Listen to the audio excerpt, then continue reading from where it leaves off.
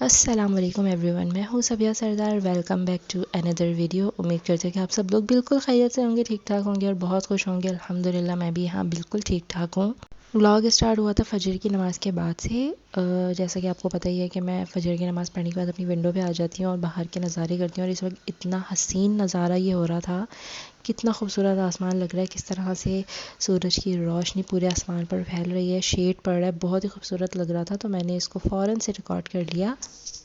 जब सनराइज़ हो रहा होता है तो मुझे वो देखना बहुत ज़्यादा पसंद है और ख़ूबसूरत भी बहुत लग रहा होता है।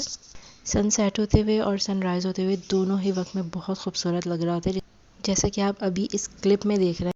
जब तक सनराइज़ हो रहा था अच्छी तरह से, पूरी तरह से, तब तक मैं विंडो पे खड़ी रही और जब सनराइज़ हो गया था फिर उसके बाद मैं सो गई थी। तकरीबन 6:15 हो चुके थे और यहाँ पर सहरी बंद हो जाती है 5 बजे, अज़ान हो जाती है फ़जर की। तो फिर मुझे पढ़ते पढ़ते नमाज और कुरान पाक और सारे अस्कार 6 बज जाते हैं। उसके बाद मैं विंडो पे ही आ जाती हूँ और बस फिर सूरज निकलने के बाद मैं सो गई थी। जब उठी तो उस वक्त बज रहे थे 9। तो फिर उसके बाद अपनी बेटी को नाश्ता वगैरह कराया और उसके बाद सफाइयाँ वगैरह की। और आज क्योंकि जुम्मा था तो अपने आप को भी तैयार करना था और आज मैंने नया जोड़ा पहना था, साथ मैंने चूड़ियाँ वगैरह भी पहन ली थी। काफ़ी टाइम बाद मैंने चूड़ियाँ पहनी हैं और अच्छी भी काफ़ी लग रही थी, थोड़ी बहुत मैच हो गई तो मैंने ये पहन ली। और इसके साथ मैंने पहने थे ये 2 कड़े जो मेरी सिस्टर इन लॉ ने मुझे गिफ्ट दिए थे जब हम लोग मदीना गए थे वहाँ से। दोनों ही बहुत प्यारे लग रहे थे और मेरा जोड़ा भी बहुत अच्छा लग रहा था। और ये जोड़ा मुझे मेरी सिस्टर ने भेजा है पाकिस्तान से, तो मैंने सोचा क्यों ना जुमे को पहने, वो भी रमज़ान के। मेरी अम्मी ने ये आदत हम लोगों को बचपन से ही डाली हुई है कि हम हर रमज़ान के जुमे को नया जोड़ा ही पहनते थे। तो अभी भी अल्हम्दुलिल्लाह वो आदत बरकरार है और अरेंज हो ही जाता है कहीं ना कहीं से अभी भी। और ये था मेरे पूरे ड्रेस का फुल लुक। और बस उसके बाद जो है फिर मैंने जुमे की नमाज़ पढ़ी और फिर बहुत सारे अस्कार पढ़े और उसके बाद मैंने फिर रेस्ट किया काफ़ी सारा। रेस्ट करने के बाद फिर मैं चली गई थी नीचे अफ्तारी के लिए, क्योंकि आज मुझे करना था एक एक्सपेरिमेंट। हर घर में अफ्तारी में फ्राई आइटम तो लाजमी बन रहा होता है, तो आज मैंने करना था एक्सपेरिमेंट पकोड़ों के साथ। जैसा कि आप ये देख रहे हैं, मैंने कल बनाया था बैंगन का भरता। मेरी मियाँ को वैसे इतने बैंगन पसंद नहीं है, वो ये खा तो लेते हैं लेकिन कल ये कुछ मज़ेदार नहीं बना था, बैंगन ही कुछ ठीक नहीं था। तो ये इतना सारा बच गया था, तो अब ये कोई शाम को नहीं खाने वाला था, ना मैं ना वो। तो उन्होंने सोचा कि इसके पकौड़े बना लेते हैं। तो मैंने कोई एक्सपेरिमेंट किया था, वो आप आगे देखेंगे कि मैंने किस तरह इसके पकौड़े बनाए। लेकिन उससे पहले मुझे बनाना है शरबत अफ्तारी के लिए। ऑलरेडी हमारी एक बॉटल जो है ख़ाली हो गई, बहुत पहले से थी, ये नहीं कि हमने रमज़ान में ख़ाली की है। तो अब जब नई आ गई थी तो मैंने सोचा इसी बॉटल के अंदर डाल के शरबत बना लेते हैं। मैंने बहुत सिंपल सा बनाया, थोड़ा सा बस ये नौरस डाला था। और फिर नोरस मैंने बहुत इसलिए कम डाला क्योंकि ऑलरेडी बहुत ज़्यादा मीठा है, बिल्कुल रूह अफ़ज़ा जैसा नहीं है। ज़रा सा भी डालें तो बहुत तेज़ मीठा हो जाता है, तो मैंने बहुत कम वो डाला है। और उसके बाद फिर मैंने थोड़ा सा तुखमलंगा डाला है और 1-2 टेबल स्पून मैंने बस चीनी डाली ताकि वो टेस्ट थोड़ा अच्छा सा हो जाए, मीठा सा, बहुत फीका भी ना रहे।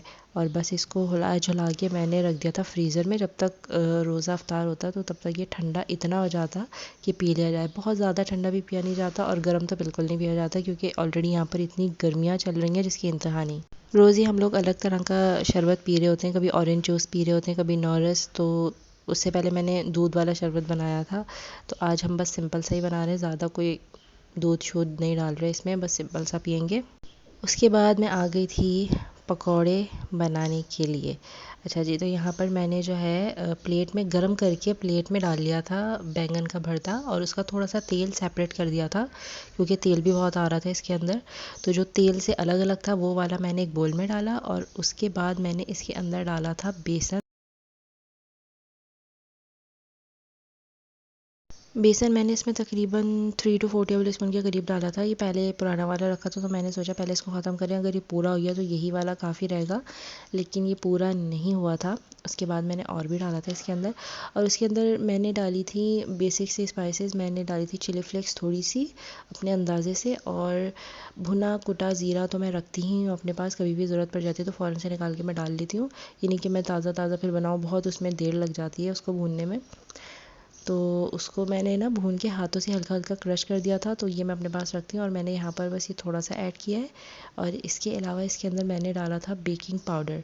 अच्छा, मैंने नमक वगैरह नहीं डाला क्योंकि ऑलरेडी मेरे जो भरते में था वो नमक ऑलरेडी था, तो मैंने इसलिए डाला कि ज़्यादा हो जाए, क्योंकि आजकल पता नहीं क्यों नमक मेरे साथ मसले कर रहा है, हर चीज़ में ज़्यादा हो रहा है। तो इसलिए मैंने इस पकौड़ों में नमक डाले नहीं, और जब हमने इफ्तारी में खाए थे तो बिल्कुल परफेक्ट था, ना नमक ज़्यादा था ना कम था, बिल्कुल परफेक्ट आ रहा था टेस्ट। अच्छा, फिर इसको मैंने जब मिक्स किया तो मुझे जो है ना बेसन थोड़ा कम लग रहा था और भरता ज़्यादा लग रहा था, तो फिर इसलिए मैंने नया पैकेट खोल के थोड़ा और अपने अंदाजे से बेसन डाल दिया, इतना कि बस वो जब मैं पकौड़े फ्राई करने के लिए डालूँ तो वो बिखरे नहीं या खुले नहीं, वो सिमटा रहे, इतना मैंने बेसन डाला था। मुझे वैसे कभी भी बैंगन के पकौड़े पसंद नहीं आए, वो जो बैंगन को लंबा लंबा काट के भी, मतलब गोल गोल शेप में काट के बेसन में डिप करके भी जो फ्राई करते हैं, मुझे वो भी इतने मज़े के नहीं लगते। और इस पे बस एक्सपेरिमेंट ही हो रहा था कि क्या ही बनेगा। मैंने खाए भी ज़्यादा नहीं थे, मैंने 2 ही खाए थे और बाकी मैंने अपने हस्बैंड को दे दिए थे। तो आप लोग बताइएगा कि आप लोगों में से किस किस को बैंगन के पकौड़े पसंद है, कमेंट बॉक्स में ज़रूर मुझे बताइएगा, और किसको नहीं पसंद है वो भी मुझे ज़रूर बताइएगा। मोस्टली लोग जो है अफ्तारी के वक्त फ्राई आइटम कोई ना कोई खाते ही हैं, चाहे वो समोसे हों, पकौड़े हों, कुछ भी हो। तो ये बड़ी रिवायत से बन गई है। यहाँ पर मेरे ससुराल में जो है बहुत कम पकौड़े खाए जाते हैं, लेकिन खाए जाते हैं। और थोड़ा बहुत मतलब पकौड़े, जूस और खजूर खाने के बाद सब नमाज़ पढ़ते हैं, और नमाज़ पढ़ने के बाद सब लोग जो है खाना खाते हैं। तो इसलिए ज़्यादा कुछ अफ्तारी में बनता नहीं है, तो पकौड़े लाजमी बनते हैं, क्योंकि ये रिवायत है ना, पकौड़े के बिना फिर अफ्तारी में मज़ा नहीं आता। और बस यहाँ पर जो है मेरे बैंगन के पकौड़े भी फ्राई होने के लिए मैंने डाल दिए हैं। और जब मैंने पहले ही डाला था तो वो ठहर गया था, बिखरा नहीं अल्हम्दुलिल्लाह, और अच्छे से फ्राई भी हो रहा था। मैंने बहुत लो फ्लेम पे फ्राई किया था इसको, ताकि वो अंदर से अच्छे से पक जाए, कहीं ऐसा ना हो बेसन जो अंदर है वो कच्चा रह जाए और ऊपर से पक जाए। तो तकरीबन 10 मिनट तक मैंने इसको लो फ्लेम पे फ्राई किया था, और ये अच्छा सा गोल्डन ब्राउन सा कलर हो गया था इसका। अच्छा, पकौड़ों का ना कलर बहुत मैटर करता है, बहुत ज़्यादा डार्क ब्राउन भी अच्छे नहीं लगते और बहुत हल्के भी मज़े के नहीं लगते, बैलेंस होना चाहिए गोल्डन ब्राउन कलर का। बस एक पकौड़े की हालत थोड़ी सी ख़राब हो गई, आपको नज़र ही आ रहा होगा, बाकी सारे अल्हम्दुलिल्लाह बहुत अच्छे थे। और बैकअप पे मैंने जो है आलू के वो वाले पकौड़े भी बना लिए थे, इन केस कि अगर ये बैंगन के अच्छे ना बने तो एटलीस्ट अफ्तारी के लिए दूसरा ऑप्शन तो होना ही चाहिए।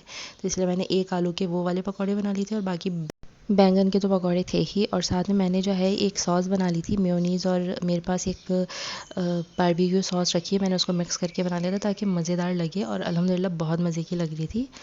और साथ में हमारी खजूर और ठंडा ठंडा सा शरबत। तो अल्हम्दुलिल्लाह हम लोगों की इफ्तारी बहुत अच्छे से हो गई थी, और हम दोनों ने दोनों चीज़ें ख़त्म कर दी थी। तो ये एक्सपेरिमेंट बहुत अच्छा रहा। अगर इन केस कभी आपका बैंगन का भरता या कोई इस तरह का सालन रह जाए ना, तो आप भी इस तरह के पकौड़े बना सकते हैं। कोई चीज़ वेस्ट होने से बेहतर है कि उसको एक्सपेरिमेंट करके काम में ले आएँ, और कुछ एक्सपेरिमेंट करके अच्छा सा बना लें। तो ये मेरे उन लोगों के लिए थे जिनके इस तरह से सालन बच जाते हैं और फिर वो वेस्ट होते हैं, तो उसको जो है आप लोग इस तरह करके भी कुछ ना कुछ बना सकते हैं। अच्छे बने थे।